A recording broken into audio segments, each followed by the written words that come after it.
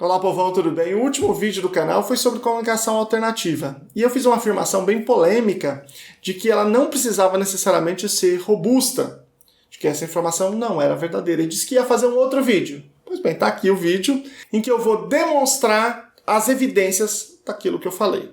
Então eu vou pegar uma série de estudos, vou colocar todos na descrição aqui para você poder ler. Vou pegar uma série de estudos, vou apresentar eles para vocês aqui, apresento o estudo original e falo uma tradução livre aqui e a conclusão do estudo, ou ao menos uma conclusão do estudo.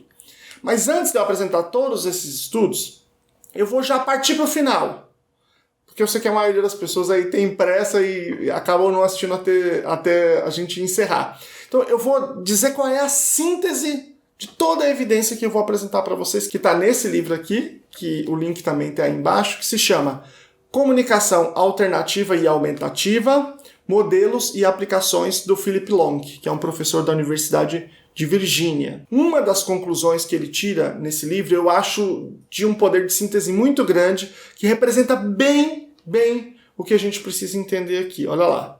É importante ter em mente o nível de funcionamento cognitivo do usuário de comunicação alternativa na hora de escolher o aparelho, seja ele não tecnológico, de baixa tecnologia ou de alta tecnologia. E também se é um aparelho dedicado ou não dedicado. Alguns dispositivos possuem níveis cognitivos diferentes para facilitar o desenvolvimento. Esse livro é muito bom, ele vai trabalhar com todos os tipos de sistema num texto assim muito interessante, muito rico, viu? E aí tem essa frase que para mim é a cerejinha do bolo lá em cima, que todos os dados que eu vou mostrar para vocês aqui fundamentam claramente essa afirmação. Existe uma solução certa para cada pessoa.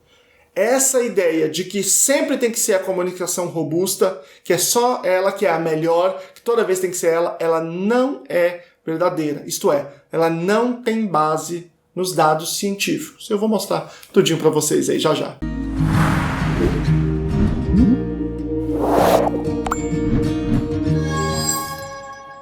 Meu nome é Luciano Lacerda, sou doutor em educação, fiz o meu pós-doutoramento no Departamento de Psicologia da UFSCar. Eu pesquiso autismo em práticas baseadas em evidências e esse é justamente o caso, né? Comunicação alternativa é uma prática baseada em evidência, fundamental, né, para a qualidade de vida das pessoas com autismo e com efeitos sobre vários outros domínios do desenvolvimento do indivíduo. Bom, existem dois tipos de comunicação alternativa. Existe um tipo que tem a sua estrutura própria de fazer aquela comunicação, de produzir aquela comunicação, e tem um outro tipo que ele emula a estrutura sintática da fala, a estrutura gramatical que os seres humanos se comunicam pela fala.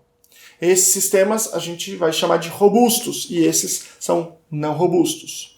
Os sistemas não robustos têm desde o mais simplesinho até outros bem mais elaborados. O que tem a melhor evidência, que tem muita pesquisa, é o PECS, que é o Picture Exchange Communication System, que é o sistema de comunicação por troca de figuras, né? Ele é um sistema muito bem elaborado, que tem várias fases, é muito sério, tem uma estrutura com um cuidado, um delineamento muito claro de introdução e de comunicação. Nos sistemas robustos, tem de vários tipos, tem várias formas de fazer isso, mas a grande maioria hoje está basicamente dentro de sistemas geradores de fala, em aplicativos ou aparelhos dedicados, né? Existem sim aplicativos e aparelhos dedicados que não são robustos, mas a maioria das vezes, sim, ele é robusto, porque digitalmente é como se tivesse um número de cartões ilimitado, aí você tem mais possibilidade de ter aí toda a estrutura sintática da fala, né? Então você tem sistemas robustos e não robustos. Não, a divisão não é exatamente entre ser de baixa tecnologia e de alta tecnologia, mas não existem estudos comparativos entre sistemas robustos e não robustos. Não tem isso, porque essa não é uma questão de fato que esteja colocada na literatura científica internacional. Mas a gente tem estudos sobre alta e baixa tecnologia, comparando isso. Isso tem, alguns, né? E especificamente o PECS com outros sistemas. Sim, isso tem. Então é isso que eu vou apresentar, porque é o mais aproximado daquilo que a gente tem em termos de discussão. Então vamos lá, vamos olhar esses estudos. Eu vou falar aqui em português o título e vou falar um pouco da conclusão. Então olha lá. Eu dispus os estudos aqui por ordem cronológica, mas isso não quer dizer que os mais novos são melhores e os mais antigos são piores. Não é isso, é só para a gente ter uma didática aqui, tá? Comparação de eficácia do PECS versus sistemas geradores de fala. Os efeitos sobre a habilidade de fazer pedidos.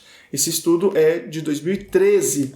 E aí um trecho dos resultados. Os resultados sugerem que PECS e sistemas geradores de fala são igualmente apropriados para o desenvolvimento de habilidades iniciais de solicitação. Ou seja, nenhum dos dois é superior. Esse outro. A interação das características dos participantes com o tipo de comunicação alternativa para crianças, para indivíduos com autismo. Uma meta-análise, esse estudo é de 2014, é um estudo muito rigoroso, muito bom. Ele, inclusive, está dentro da revisão sistemática do Clearinghouse de 2020, justamente por atender altos critérios de qualidade. Olha lá o resultado. PECS parece ser mais eficaz quando se considera qualquer medida de resultado com indivíduos com autismo e deficiência intelectual. Nesse caso, o PECS é mais eficaz. Sistemas geradores de fala e PECS foram um tipo mais eficaz para pré-escolares ao agregar medidas de resultado. Ou seja, quando considerado o critério de idade, eles foram igualmente efetivos, mas com comorbidade não, o PECS foi mais efetivo. Uma comparação do PECS com a iPad no ensino de solicitação para pré-escolares com autismo. Esse estudo aí, ele é também de 2014, olha lá um dos resultados. Os resultados sugerem que tanto o PECS quanto o iPad podem ser apropriados para ensinar habilidades de solicitação para comunicadores iniciantes. Ou seja, eu estou mostrando aqui para vocês uma série de estudos que estão apontando claramente que os dois são igualmente efetivos, tá? E falando de sistemas geradores de voz, dá uma olhada nesses pedidos aí. Curta o vídeo. Se inscreva no canal. Ative o sininho para receber notificações. Faz sentido, hein? Vamos ver se é efetivo mesmo. Vamos ver. Olha aí o próximo, a revisão sistemática qualitativa de comunicação alternativa de alta tecnologia como prática baseada em evidência. Eles estão dedicados aqui à comunicação alternativa de alta tecnologia. E olha aí o que eles concluem, né? Eles concluem que é efetivo e aí diz assim: embora a revisão de estudos com desenho de comparação, ou seja, tratamento alternado, quando você compara diretamente dois tipos de intervenção, não indique que a comunicação alternativa de alta tecnologia é significativamente melhor do que a comunicação alternativa de baixa tecnologia. Ou seja, mesmo no estudo dedicado a esses procedimentos, não se diz que eles são superiores. Olha aí essa revisão sistemática que é da Universidade de Vermont. Diz assim: eficácia comparativa do PECS com outros sistemas de comunicação aumentativa na melhoria da comunicação social de crianças com autismo. Aí o resultado os resultados sugerem que tanto o PECS quanto outras formas de comunicação alternativa são propícios para melhorar a comunicação social em crianças com TEA. Aí tá a revisão sistemática que eu já falei para vocês, da Steinbrenner e outros, de 2020, que é do Clearinghouse, que é muito legal, e ele vai trazer aqui uma série de estudos sobre comunicação alternativa. Essa é a revisão mais influente na definição da comunicação alternativa como uma prática baseada em evidência. Na verdade, esse é o segundo estudo da iniciativa do AFIRME. O primeiro é de 2015, esse é o de 2020, né? E esse é que apresentou aí a comunicação alternativa. Nesse caso, os estudos mais recentes, que estão nessa segunda leva aí da revisão, eles foram num total de 25. Vários deles falam de comunicação alternativa por troca de figuras, embora não cite o nome do PECS, porque PECS é uma marca, né, registrada. Mas, especificamente sobre o PECS, dos 25, 10 citam. São esses 10 artigos que eu coloquei para vocês. Ou seja, isso demonstra claramente a força da evidência desta comunicação alternativa, que não é robusta, mas ela é muito importante. Ela é muito efetiva e ela não é, de maneira nenhuma, inferior a outros tipos de comunicação alternativa. Olha aí esse outro estudo, que estudos de comparação de comunicação alternativa e aumentativa na sua aplicação para indivíduos com autismo. Uma revisão sistemática e meta-análise, tá? Aqui, ó, se você olhar aqui, é do Agin e do Dicken, e esse mesmo estudo foi avaliado aqui pela ASHA. A ASHA é a Associação de Fonoaudiologia dos Estados Unidos. é uma instituição super importante, super séria, que tem um papel fundamental na discussão sobre os transtornos do desenvolvimento. Agora, com todo esse debate no CDC sobre a mudança dos critérios, né, dos marcos do desenvolvimento, ela tem tido um papel super combativo muito importante. Eu recomendo vocês todos acompanharem essa instituição. Bom, eles têm lá o mapa da evidência e eles pegam os vários artigos que saem sobre esse assunto e eles fazem uma análise de qualidade. Se vocês olharem aí, no caso deste artigo que eu acabei de citar, eu peguei e fiz uma versão traduzida aqui do site para ficar mais fácil para vocês acompanharem, mas o original está em inglês, né? E eles têm ali os vários critérios, são 6 critérios para avaliar a confiabilidade de um estudo. Este artigo, por exemplo, ele está aí atendendo a todos os critérios. Portanto, é um artigo de altíssima qualidade, né? E olha lá a conclusão, eu vou ler a conclusão para vocês, tá? Em comparação com outras aplicações de comunicação aumentativa e alternativa, os resultados indicaram o sinal manual, né, a língua de sinais, que foi uma outra comparação aí, como a aplicação menos eficaz.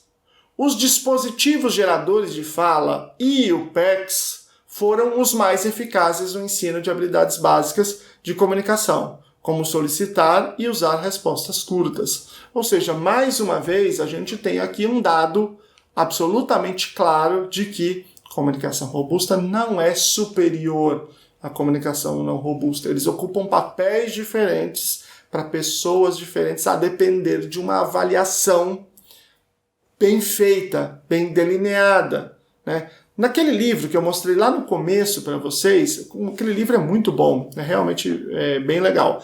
Tem uma avaliação, tem um capítulo só sobre avaliação e tem um modelo de avaliação bem legal, em que você vai avaliando ponto por ponto do repertório do indivíduo, vai pontuando, vai dando um pontinho, depois você soma para poder tomar algumas decisões, para referenciar algumas decisões clínicas. É bem interessante, vale bastante a pena mesmo. Vamos aí ver um outro estudo.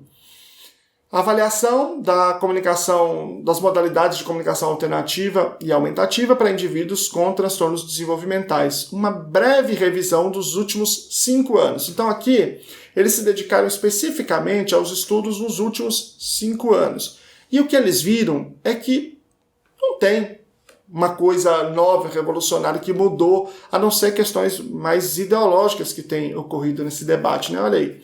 Em primeiro lugar, esses achados apoiam as revisões anteriores, indicando que uma variedade de modalidades de comunicação alternativa pode ser eficaz para indivíduos com deficiências do desenvolvimento.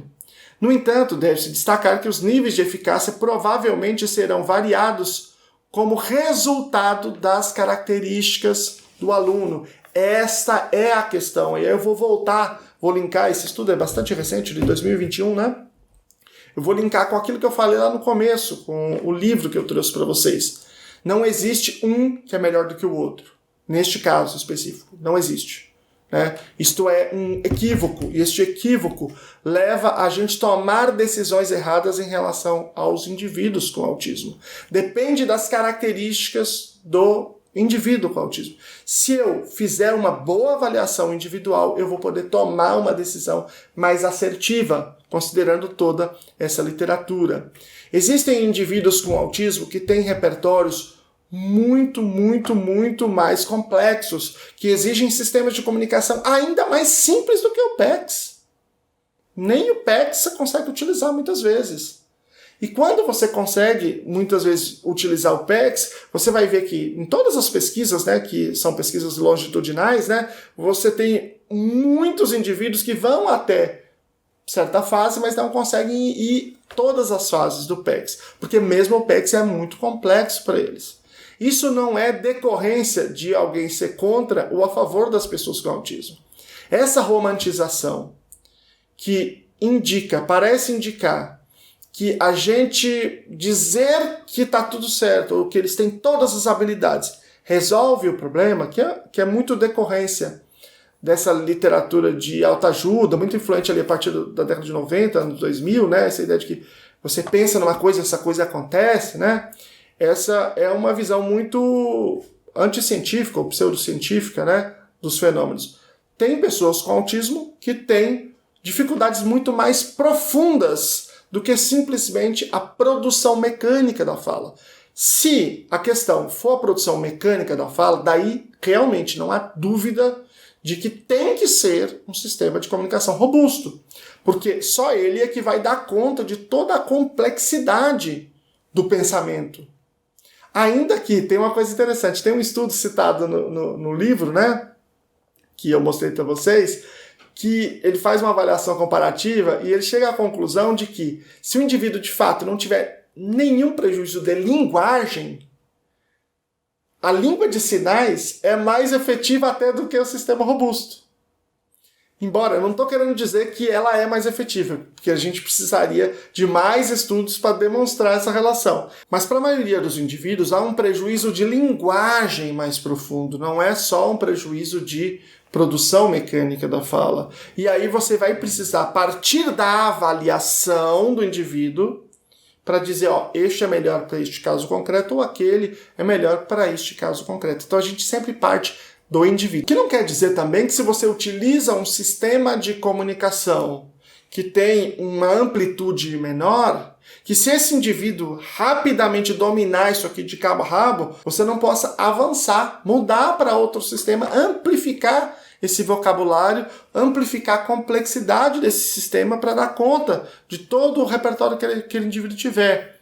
Perfeito, né? Ótimo. Então é uma questão de modelagem, né? De aproximação sucessiva do comportamento-alvo. Né? A gente começa do nível que o indivíduo está para superar aquilo progressivamente. Ao invés da gente determinar, da gente impor ao indivíduo um sistema por uma questão ideológica, porque está se falando, que aliás é uma discussão que tem muito no Brasil, eu não encontrei essa discussão na literatura ou no exterior, antes, lá muito tempo atrás. Mas eu entrei em contato com vários amigos pesquisadores de comunicação alternativa no Brasil e nos Estados Unidos e perguntei se essas afirmações que estavam ocorrendo eram decorrência de algum tipo de pesquisa que eu não tinha visto, alguma coisa nova. E isso nem estava acontecendo nos Estados Unidos, ainda não é resultado de nenhum avanço extraordinário em termos de pesquisa, né? É uma, sei lá, uma moda, né? Um movimento aí mais ideológico que começou a circular aí. Bom, então, a gente não pode impor para o indivíduo uma noção que não é baseada no seu repertório, na sua avaliação individualizada. Então a gente faz essa avaliação, introduz um sistema compatível com as necessidades dele naquele momento e o repertório dele naquele momento, e a gente vai ampliar aí ao infinito e além, né, para todo canto.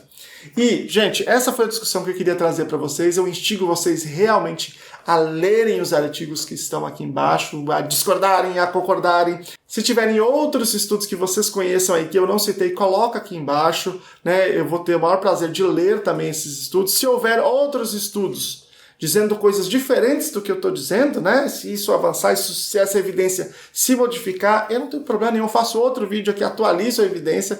Eu não tenho nenhum apego a nada que eu falei, porque a minha opinião não tem valor. O que tem valor é a evidência. É isso que eu estou tentando apresentar, descrever aqui para vocês, tá bom? E se vocês tiverem outras dúvidas sobre autismo, vocês podem colocar aqui no YouTube, assim, agressividade, Lucelmo, agressividade autismo, Lucelmo, inclusão escolar autismo, Lucelmo, ensino de fala autismo. Tem muita coisa já publicada, tem mais de 500 vídeos. Então vocês podem se servir de tudo aquilo que a gente já produziu aqui para vocês, tá bom? Um grande abraço, gente. Tchau.